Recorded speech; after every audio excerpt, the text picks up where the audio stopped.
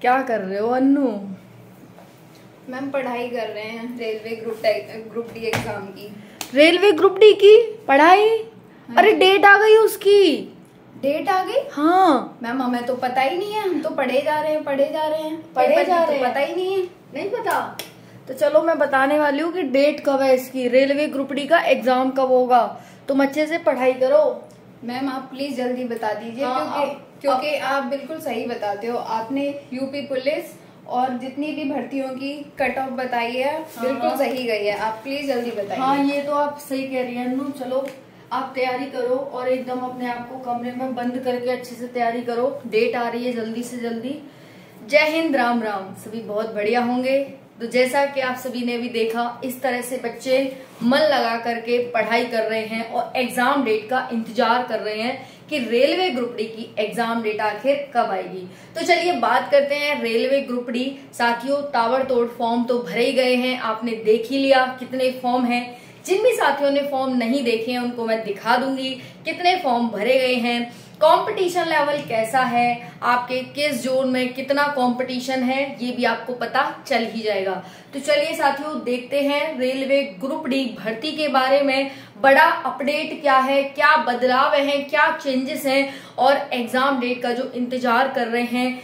साथ ही ये इंतजार में है कि 2025 में डेट आएगी भी या नहीं आएगी, क्योंकि कैलेंडर के अकॉर्डिंग देखें तो कोई महीना खाली है तो कोई महीना खाली नहीं है, और जो महीना खाली है उसमें डेट का इंतजार है कि होगी या नहीं होगी। तो चलिए साथियों सारी जानकारी आज की वीडियो में हम लेने वाले हैं।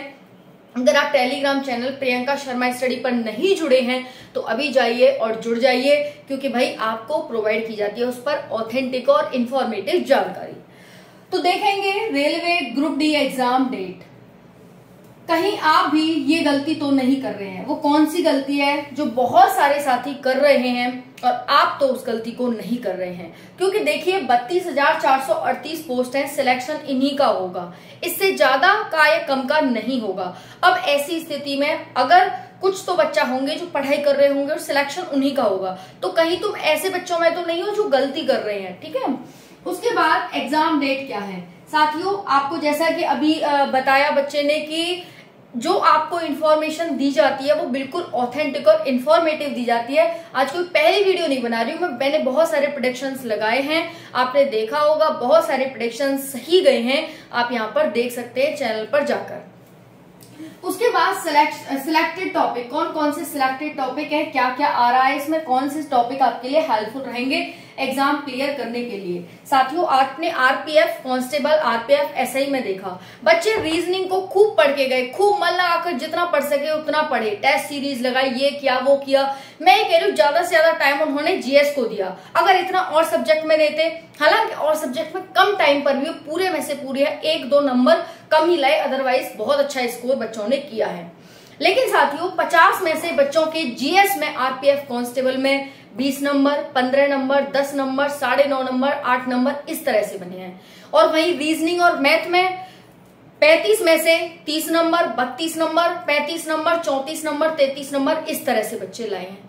तो ये क्या है, जीएस को कितना पढ़ा जाए, क्या आप जीएस पढ़ने में समय वेस्ट कर रहे हैं या फिर सच में जीएस आपको कुछ हेल्प करने वाला है, आज आपको पता चल जाएगा कौन सा टॉपिक आपको पढ़ना चाहिए। क्योंकि बच्चा तैयारी तो कर रहा है, साल, 1.5 साल, 2 साल, 4 साल दे रहा है, लेकिन साथियों जो उसको पढ़ना चाहिए वो नहीं पढ़ रहा है।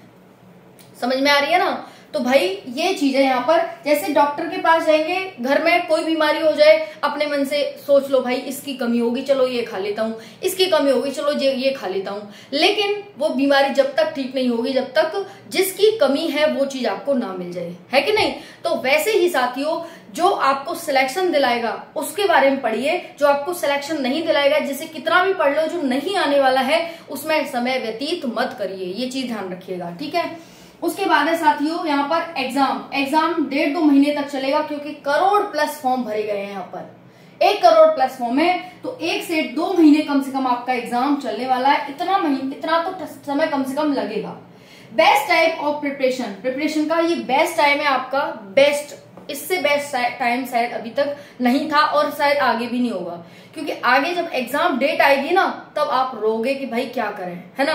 तो भाई ये आपका क्या है, बेस्ट टाइम है, इसमें अपना बेस्ट दें, पूरी प्रिपरेशन करें, अच्छे से करें। देखिए इसमें क्या क्या आ रहा है साथियों, आपको पता है कि इसमें साइंस आ रही है ना साइंस इसमें, ठीक है भाई साइंस आ रही है। कितने नंबर की आ रही है, तो 25 नंबर की साइंस आ रही है। दूसरे नंबर पर है साथियों रीजनिंग, रीजनिंग कितने नंबर की है, 25 नंबर की है।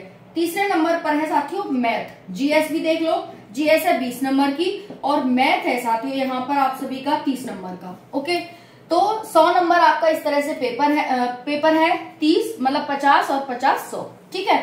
अब देखिए यहाँ पर साइंस 25 नंबर का, और साइंस जो साइंस है वही है, उसी में से पूछेगा आपसे, कहीं और से नहीं पूछेगा। एक टॉपिक आपने बिल्कुल डीप पढ़ लिया, अच्छे से पढ़ लिया, क्लियर हो गया, आपने रख दिया, वहीं से क्वेश्चन आएगा। लेकिन जीएस कभी भी पूरी कंप्लीट हो ही नहीं पाती, क्योंकि जीएस में साइंस भी आ जाएगी, जीएस में रीजनिंग भी आ जाएगी, जीएस में मैथ भी आ जाएगा, मतलब जीएस में मैथ, रीजनिंग मैथ हटा दो, जीएस में साइंस, पॉलिटी, हिस्ट्री, ज्योग्राफी और एक्सेट्रा, मतलब सारे जितने भी ह्यूमैनिटी के जितने भी टेक्निकल टॉपिक्स होते हैं, सब्जेक्ट होते हैं, हमारे सारे आ जाते हैं, है कि नहीं। तो भाई जीएस को कहां तक पढ़ोगे, और यही तो कारण है कि इतना डीप हम पढ़ नहीं पाते, वन लाइनर सॉल्व करते रहते हैं, टेस्ट सीरीज लगाते रहते हैं, सॉल्व हो नहीं पाते पेपर में। तो भाई देखो जीएस आ रही है 20 नंबर की, मैं कह दूं जीएस और करंट अफेयर है ना, इसे स्किप कर दो। अगर आप इसे स्किप, हालांकि इतना तो कर ही लोगे साथियों, बिना पढ़े भी 5-10 लगा सकते हो, तुम जो इतना पढ़ के लगाओगे, जो तुम इतना पढ़ के 5-10 लगाओगे, इससे अच्छा है कि तुम बिना पढ़े 5-10 लगा दोगे। समझ में आ गई। तो भाई अपना साइंस पर, अपना रीजनिंग पर और अपना मैथ, क्योंकि ये दोनों तो कहीं नहीं गए, 50 नंबर तो तुम्हारे कहीं नहीं गए।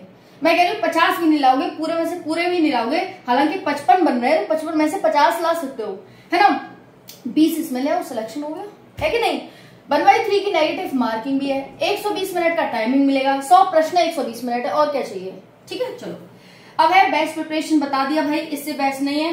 कंपटीशन जोन वाइज आपका पता ही है आपको भाई, कंपटीशन ठीक है, ज्यादा भी, इतना ज्यादा भी नहीं है, लेकिन फिर भी ठीक ठाक है। एक पोस्ट के लिए आप मेहनत करें, कितनी सीट है, कितना कंपटीशन है, कितने फॉर्म भरे गए हैं, डजंट मैटर। ओके, मैटर ये करता है कि आप कितनी तैयारी कर रहे हैं, ठीक है जी। तो तैयारी में बिल्कुल लग जाओ जो नहीं लगे हैं, क्योंकि रेलवे ग्रुप डी जैसी नौकरी और ग्रुप डी जैसी सैलरी शायद आपको कहीं देखने को नहीं मिलेगी।